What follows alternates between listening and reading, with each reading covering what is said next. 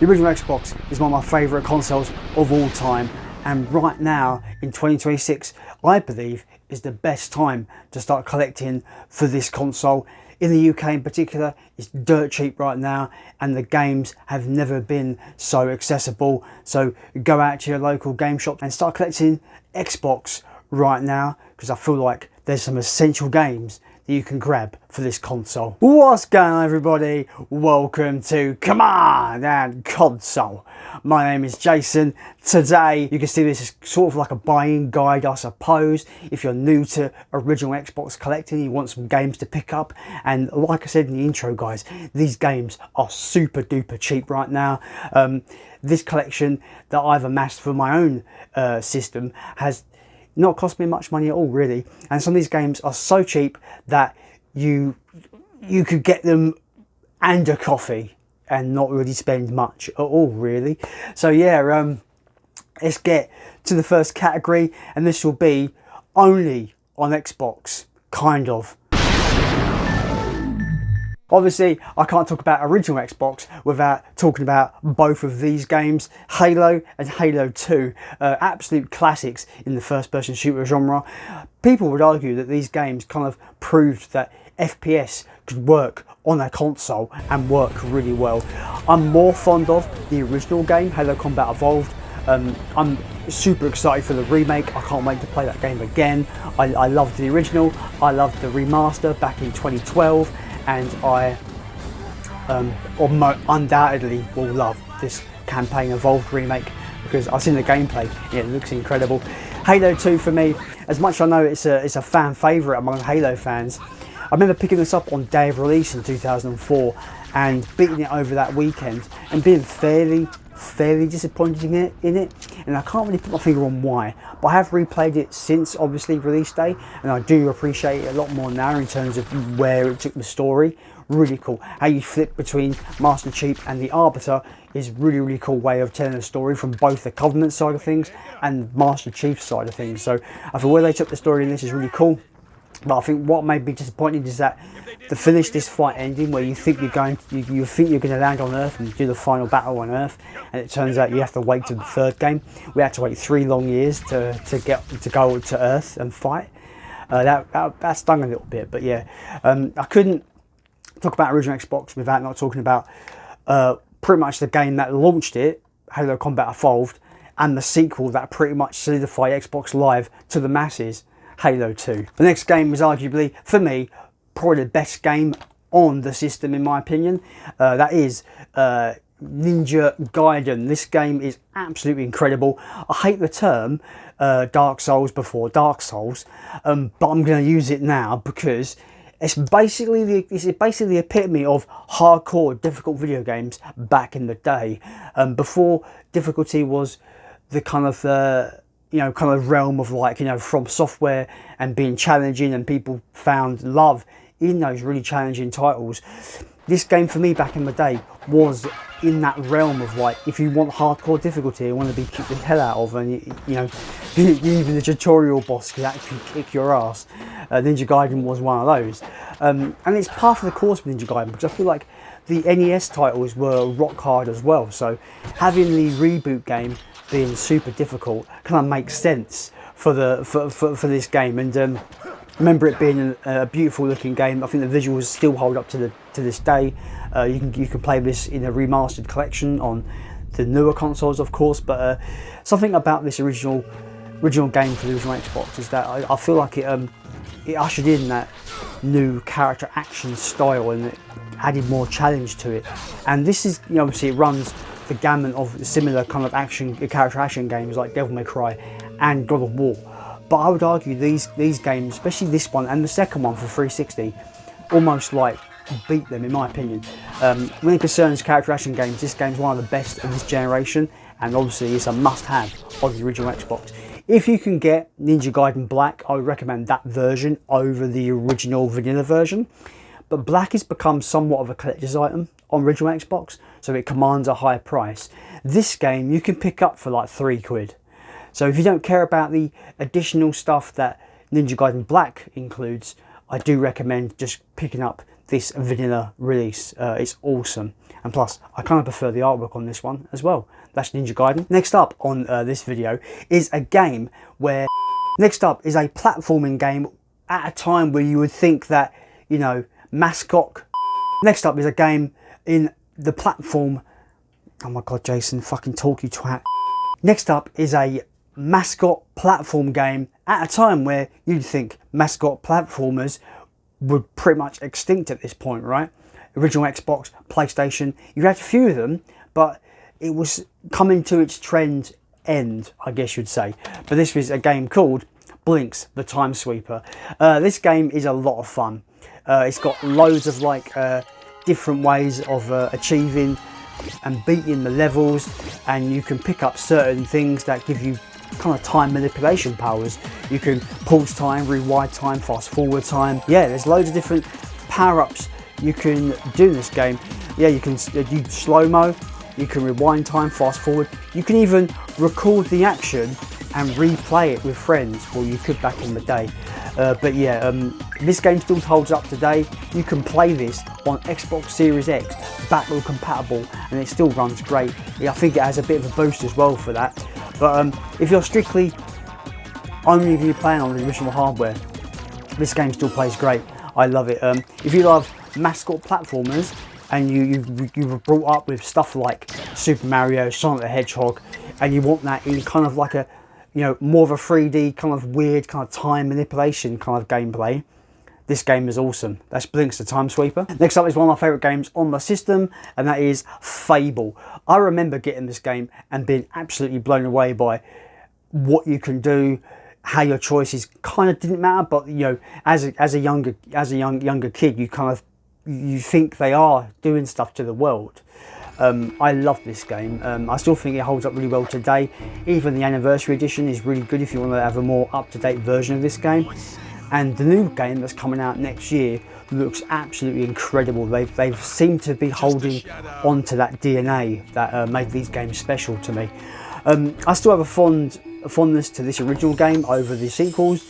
I think this original game is still absolutely bang on for a quirky, tongue-in-cheek RPG. It's extremely British, which I really do appreciate. The humour's on point.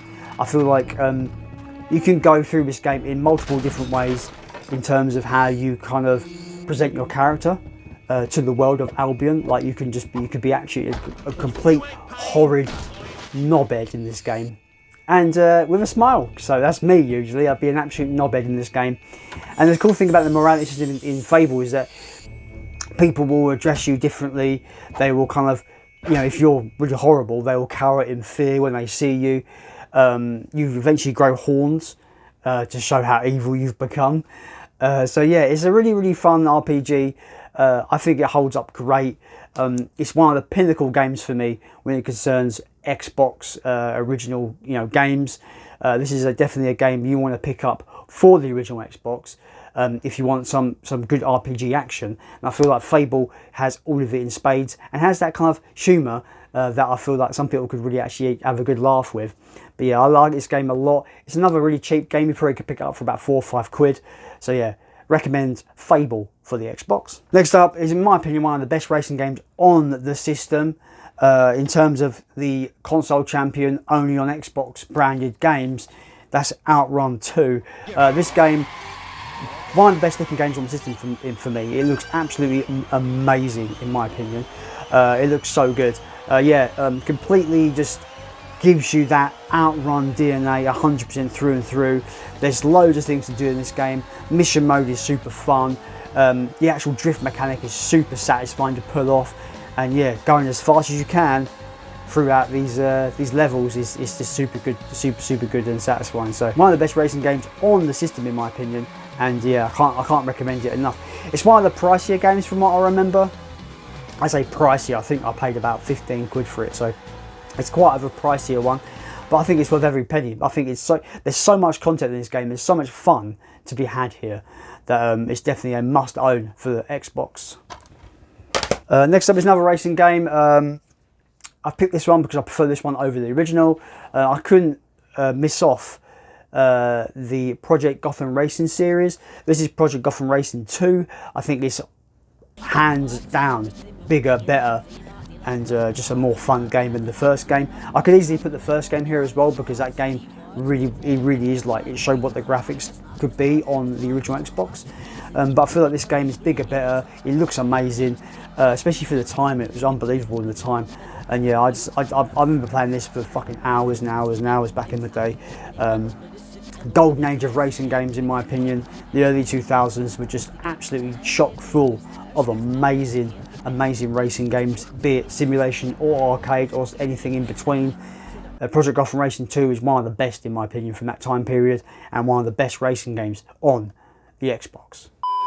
Editor Jason here. So as I've been editing this video, I thought there was some games that were sorely missing from this list. So I'm just going to reel out some honourable mentions, just so we can have a bit more of a few games that I feel like deserve to be in this list that I didn't actually film in the list. But yeah, Dead or Alive 3, Unreal Championship, the game that got me into arena shooters, Bloodwake, a really good kind of like boating combat vehicle combat game, Hunter the Reckoning Redeemer, a really good kind of isometric action game with loads of like monsters and shit to kill. It's really cool. And the final game in my honorable mentions is Jade Empire, a really good kung fu RPG by the old school BioWare. That's my honorable mentions. Let's get back to the video.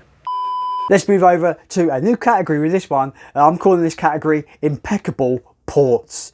Let's go. The first game in Impeccable Ports, Silent Hill 2. I know people clamour for the original PS2 version, be it the original Black Label cardboard or the Platinum version. But yeah, this one is essentially the Platinum game with all the extras, but on the original Xbox.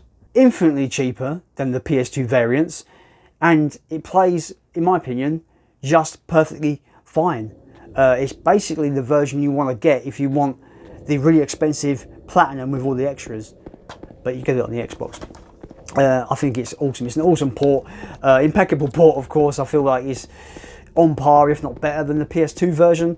But yeah, it's infinitely cheaper, which is more important, because you could probably pick this up for about 30 quid, 35 quid. It's better than paying the 90 to 100 quid for fucking Silent Hill 2 these days. Silent Hill 2, awesome port, might be the definitive version. That's Silent Hill 2. Next up is a game that I've ragged on for years because I absolutely adore this series. I adore this game, and this might be the best version of the original game to be ever made. It is Onimusha, but this is called Genma Onimusha on the original Xbox. The fun fact about this version of Onimusha is that it adds new mechanics to the game that weren't in the original PS2 Onimusha Warlords game, and even the PS4 remastered version doesn't have these inclusions in. So this is still, to me, the version you probably want to play. There's definitely new mechanics in this that you can do from the get-go that you couldn't do in the original Onimusha, like suck in souls and do powerful attacks from the get-go. You couldn't do that in the original Onimusha. You had to wait along to unlock that later on in the game. But yeah, this game, I think it looks amazing as well. The Xbox really kind of punches its power in this game, and like the opening cinematic is amazing. It looks awesome, and yeah, I love this one. An absolute tour de force of a port, in my opinion, and it might be a better port than the PS2 version, but I'm always going to have that soft spot for that PS2 version because it's the version that I played first. But going to this and seeing some of the extras is absolutely fucking awesome. You know, it says on the back here, a totally new game for the Xbox with new features, new characters and new weapons. Like I said, the PS4 remaster did not take this version and port it. They took the original PS2 version and they upscaled that and they remastered that. So this is still kind of like in its own unique bubble in the original Xbox, where it's worth picking up. It's a cheap game to grab and it's awesome. This series is one of my favourite gaming series ever. I love the Onimusha series. Yeah, and this is an absolutely impeccable port of the original game. That's Genma Onimusha. Next up is a game that I'm actually still surprised runs as well as it does on the original Xbox. I'm talking about the 2004 smash hit Doom 3. Maybe not a smash hit, but it was lauded for its technical prowess when it came out. The fact that they was able to squeeze all this tech onto the original Xbox and for it to run, sure, it runs about maybe 30 frames a second, or maybe just a bit under 30 frames per second, but is it absolutely playable? Absolutely. I'm surprised how well this plays. Obviously, the visuals are going to take a massive hit on this one. Textures are muddy, you know, definition is not there that much. But as a kid, as a younger, you know, a younger chap, as they say, I was biting at the bit to play Doom 3, and I didn't have a PC powerful enough. So this was the next best thing, and it was enough for me to actually play through the whole game and enjoy myself and actually love it. And I feel like this is a definite pickup for the original Xbox in terms of impeccable ports, because this port is actually a work of magic, and I feel like people need to experience it just for the fact that it plays perfectly fine on the original Xbox. Do highly recommend this one. It's very good. You also can get the expansion as well, Resurrection of Evil, for the original Xbox. You can have this and you can have the expansion as well, and have them both. I don't have the expansion myself, but yeah, you can get both of them and they work perfectly fine as well. Doom 3, a impeccable port of I think, a fairly underrated Doom game. I love this. If you want a good horror shooter, Doom 3 is one of the best in my opinion. That's Doom 3. The final game in impeccable ports is the version of Star Wars Knights of the Old Republic. This is the version of the game that I played for the first time when I discovered this game, and it still might be the best Star Wars game ever made in my opinion. Absolutely fantastic BioWare classic RPG at its finest. They were able to realise the Star Wars universe absolutely fantastic. The story is amazing as well. Why they haven't adapted this into a film, I don't know, because the story just pretty much writes itself. It's absolutely amazing. And yeah, the actual port is actually very, very good. To the point where I got this on Switch 2, and I don't think the Switch 2 version is very good, and I think this might actually be a better port. It's another one of those things where, as a younger kid, I didn't have a PC that could play games. When there was a port of a PC game coming over to Xbox, I was going to grab it, and this is the way I discovered this game, and it's absolutely fantastic. And I still love it. I don't think there's been a Star Wars game quite like it since. Even the sequel didn't quite live up to the heights of this in my opinion. But yeah, it's a must-have on the original Xbox. By any measure, you've never played this and you like Star Wars, please get on it. It's absolutely incredible. The Star Wars Knights of the Old Republic. Right, we're going to get over to our final category today, and that is third party. The first game is the absolute bona fide arcade classic, Marvel vs. Capcom 2. I remember having this for the Dreamcast back in the day, and I've only just recently picked this up on the original Xbox because I remember loving it on the Dreamcast, and I forgot it came out on the Xbox, so it's a win-win for me. And I feel like the Dreamcast version is really expensive as well, as far as I'm aware. But this game was pretty affordable, you know, just it's sub 20 quid, so it was less than £20. It's pretty decent. It's a really nice copy as well, really clean with the manual. Yeah, what can I say about this game? It's just classic 2D fighter with an amazing roster of characters going up, you know, characters throughout the Capcom catalogue, you know, during this time, up until this time, of course, anyway. And obviously, you've got a massive array of Marvel superheroes to choose from. The gameplay is amazing. I'm sure it had like a tag team mode to it, if I remember correctly, where you can like tag in another character and you can fight, like, you know, you could be the Hulk and you could tag in Spider-Man to, you know, to jump in and fight and stuff. I remember this game being loads of fun, you know, growing up, especially on the Dreamcast. Yeah, and the Xbox version is still pretty good in my opinion. I was thinking about putting it in the impeccable ports category, but I've only played a little bit of it since getting it, so I don't know how it fares compared to the Dreamcast version. Xbox generally, in my opinion, kind of like inherited a lot of the Dreamcast stuff, so I can't see where the game was originally on Dreamcast, getting the Xbox version is kind of par the course for me. But yeah, that's a great third-party game. It's an awesome fighter, Marvel vs. Capcom 2. Next up is one of the best shooters on the system for me, if you don't count Halo, of course, and that would be a game called Urban Chaos Right Response. You are a SWAT police officer and you're fighting in the streets against violent gang members. Shooting and violence in this is super fun.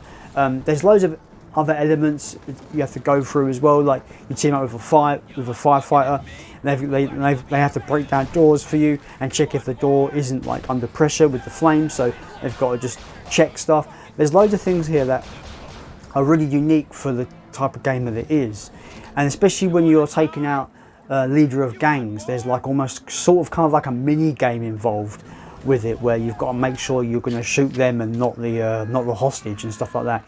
It's a really great game. It plays amazing. It looks great for the time as well. It's such a good looking game for the original Xbox, and I feel like it's one of the best shooters on the system. That's Urban Chaos: Riot Response. Next off is a game that might be the funniest game on the system. This game had me rolling up back in the day.